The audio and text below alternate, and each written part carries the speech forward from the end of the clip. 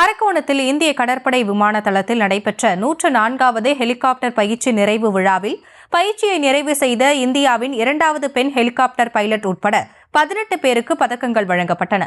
விவரங்களோடு இணைகிறார் எமது செய்தியாளர் நாகேந்திரன். விவரங்களை வழங்கலாம். வணக்கம். இந்திய கடற்படையின் ஹெலிகாப்டர் பயிற்சி பள்ளியான INS ராஜாளியில் ஹெலிகாப்டர் பயிற்சி பள்ளியில் 104வது பேட்ச் வெற்றிகரமாக முடிந்தது. அதில் ஒரு பெண் அதிகாரி உட்பட 18 அதிகாரிகள் பயிற்சி மேற்கொண்டனர். அதன் நிறைவு விழா இன்று நடைபெற்றது.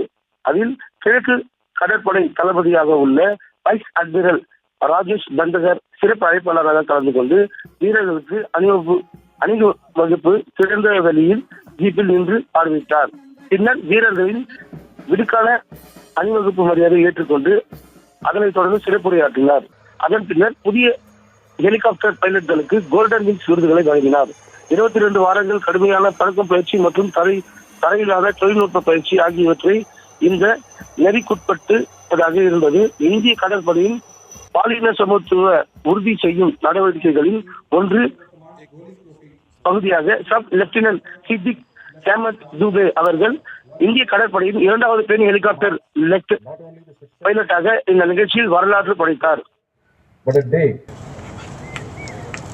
விவரங்களுக்கு நன்றி நரேந்திரன்.